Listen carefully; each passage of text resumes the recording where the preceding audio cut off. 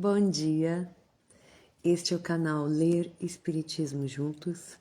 Eu me chamo Daniele Caro e nós estamos na leitura do livro Nosso Lar, psicografada por Francisco Cândido Xavier, pelo espírito André Luiz, da série A Vida no Mundo Espiritual.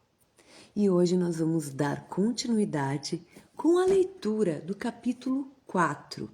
Se não acompanhou até aqui, volta lá, tem inteira do que a gente já acompanhou desta história que muda vidas. Pega teu chá, teu café, teu chimarrão, teu livro e vamos lá. Capítulo 4, livro Nosso Lar, se chama O Médico Espiritual.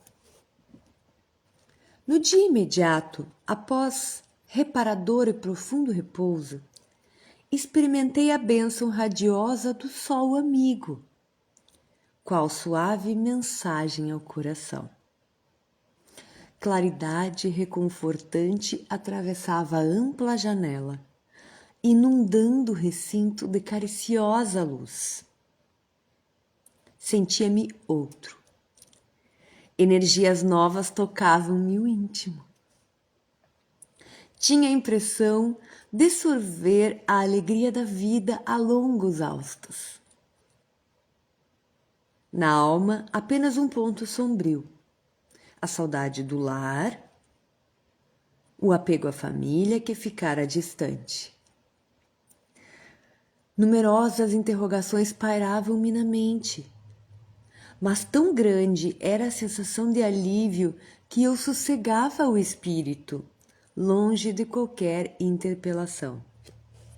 Quis levantar-me, gozar o espetáculo da natureza cheia de brisas e de luz, mas não consegui e concluí que, sem a cooperação magnética do enfermeiro, tornava-se-me impossível deixar o leito. Não voltara a mim das surpresas consecutivas, quando se abriu a porta e vi entrar Clarencio, acompanhado por simpático desconhecido. Eu conheci uma nova pessoa. Cumprimentaram-me atenciosos, desejando-me paz. Meu benfeitor da véspera indagou do meu estado geral. Acorreu o enfermeiro prestando informações. Bom, então a gente viu no capítulo passado que André Luiz foi socorrido pelo Clarencio, né? E que ele está numa enfermaria, né, se restabelecendo.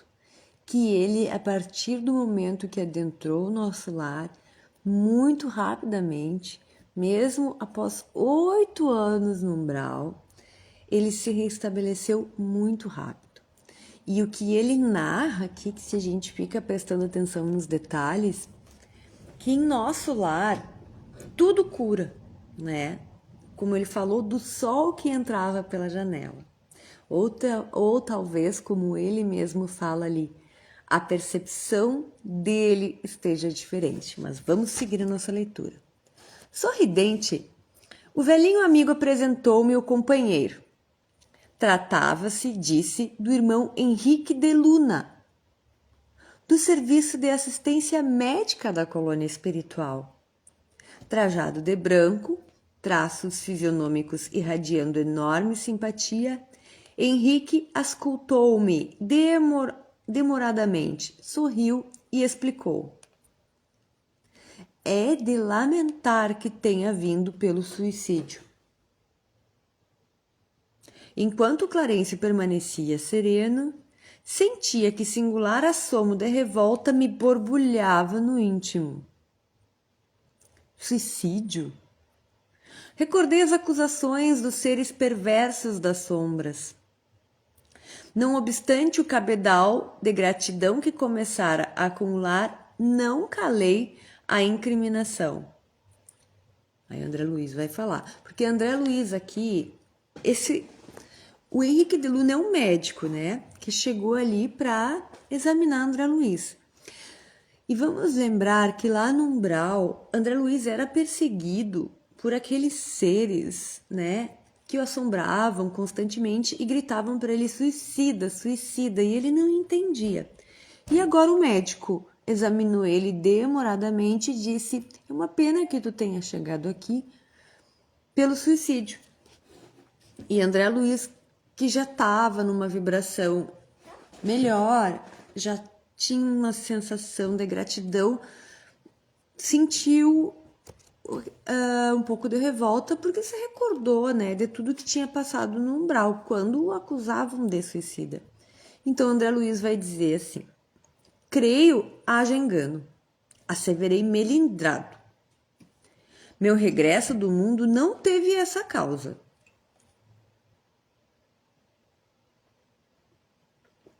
Um cafezinho. Lutei mais de 40 dias na casa de saúde tentando vencer a morte. Sofri 2 operações graves em razão de oclusão intestinal. Sim, esclareceu o médico, demonstrando a mesma serenidade superior. Talvez o amigo não tenha... Ah, tá. Sim, esclareceu o médico, demonstrando a mesma serenidade superior. Mas a oclusão radicava-se em causas profundas? Quer dizer, mas qual a razão das oclusões? Talvez o amigo não tenha ponderado bastante.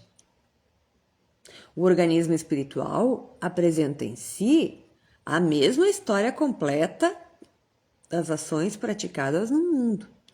E o organismo espiritual apresenta as mesmas causas completas praticadas no plano, praticadas no mundo. E inclinando-se atencioso, indicava determinados pontos do meu corpo, né? Ia mostrando. Vejamos a zona intestinal, disse. A oclusão derivava de elementos cancerosos, né?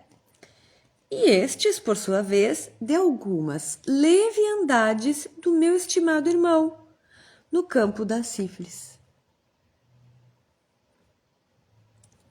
A moléstia talvez não assumisse características tão graves se o seu procedimento mental no planeta estivesse enquadrado nos princípios da fraternidade e da temperança.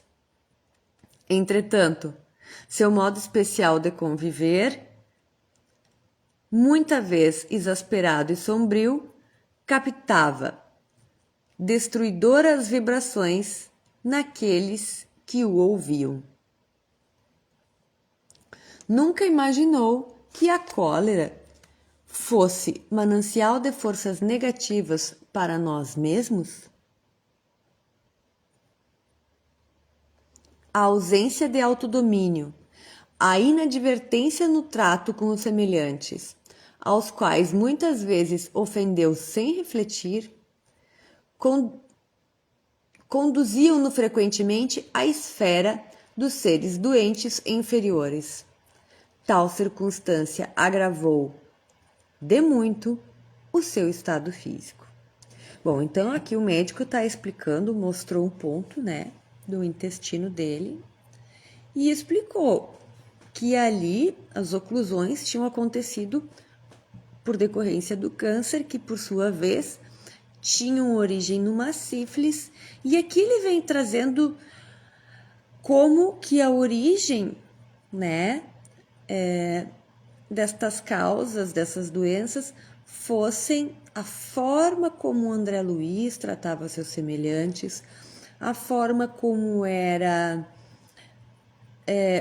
como ele agia diante das situações que aqui ele vem descrevendo não pareciam ser muito calmas, né? Ele era uma pessoa irritadiça, enfim. Vamos continuar. Depois de longa pausa, em que me examinava atentamente, continuou. Já observou, meu amigo, que seu fígado foi maltratado pela sua própria ação, que os rins foram esquecidos com terrível menosprezo às dádivas sagradas? Bom, então, fora a questão do jeito da forma como ele tratava as pessoas, da forma como ele reagia a situações que pareciam ser nervosas, né? Ele ainda maltratou do fígado, talvez pelo uso exagerado da alimentação, da bebida, né? Então ele fala que os rins, talvez por não consumir água, enfim. O médico tá aqui explicando para André Luiz que o corpo físico não foi observado. Singular desapontamento invadira-me o coração.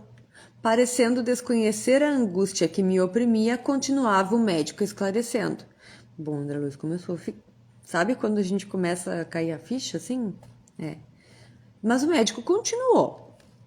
Os órgãos do corpo somático possuem incalculáveis reservas, segundo os desígnios do Senhor.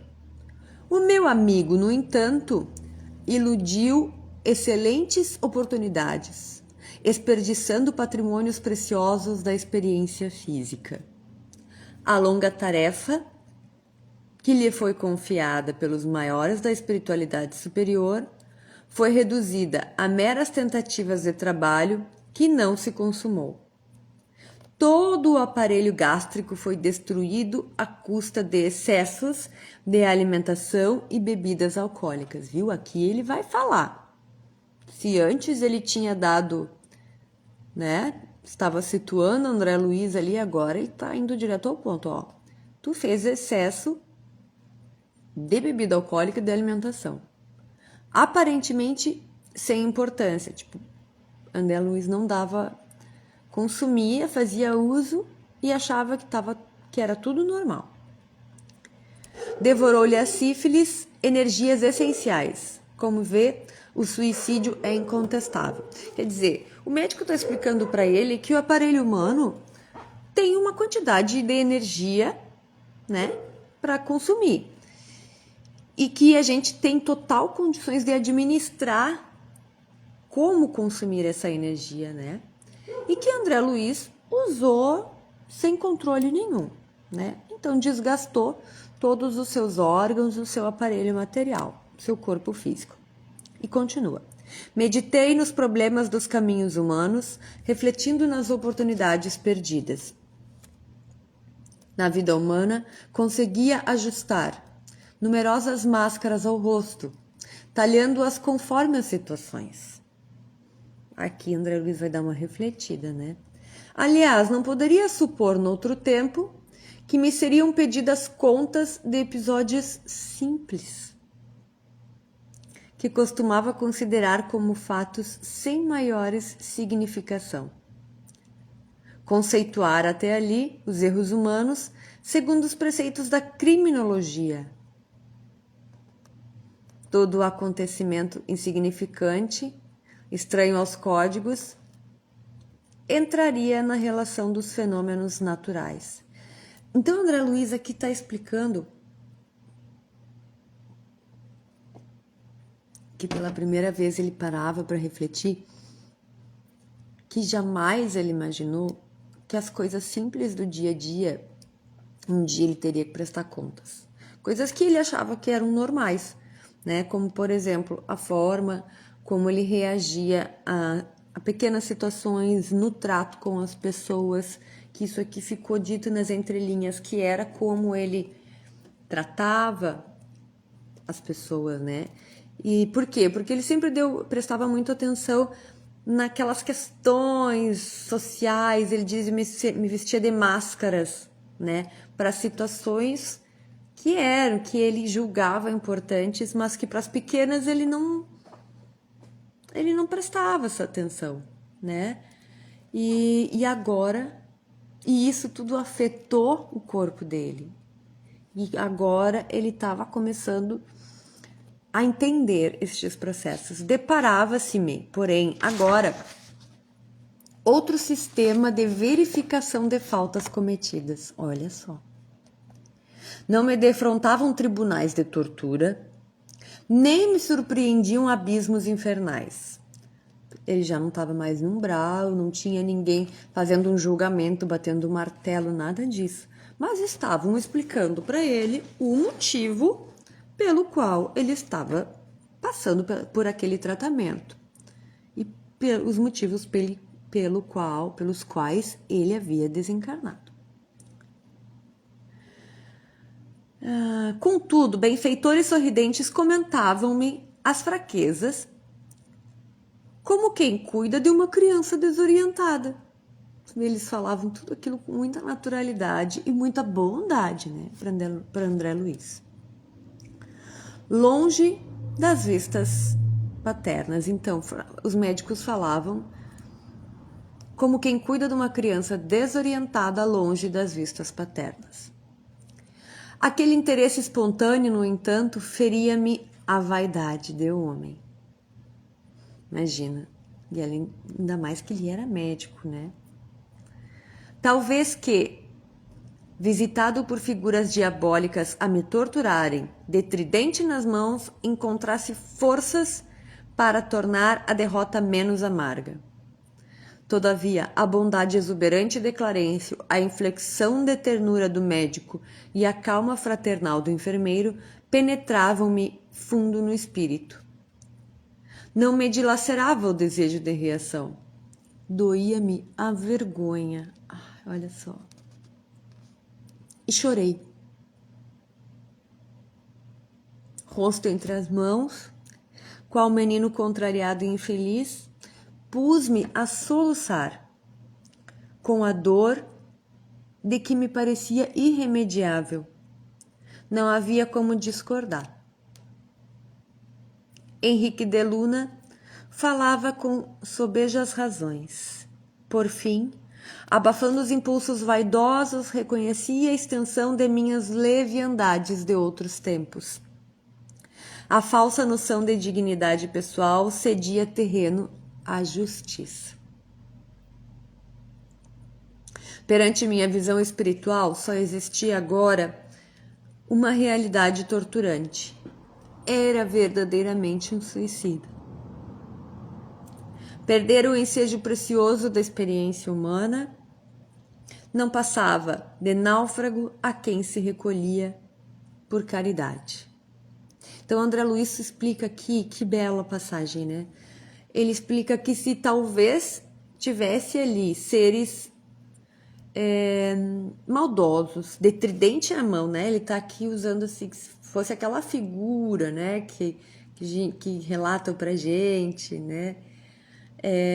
Para buscar ele, talvez ali ele fosse lutar, né? E defender a dignidade humana dele. Mas que toda aquela bondade e toda aquela franqueza eram vestidas de tanta justiça, né? Que ele acabou reconhecendo e chorou. Porque então se deu conta de que realmente ele tinha feito aquelas coisas com ele mesmo, com o corpo físico dele. Bom, foi então que o generoso Clarencio, sentando-se no leito, ao meu lado, afagou-me paternalmente os cabelos e falou comovido. Ó, meu filho, não te lastimes tanto. Busquei-te atendendo à intercessão dos que te amam, dos planos mais altos. Tuas lágrimas atingem seus corações. Não desejas ser grato, mantendo-te tranquilo no exame das próprias faltas? Olha como eles foram muito sinceros, né, com André Luiz, da situação dele. Mas a bondade é algo reparador aqui. E a gente não é acostumado com isso, mas esta é a bondade do plano espiritual. É a bondade dos espíritos amigos.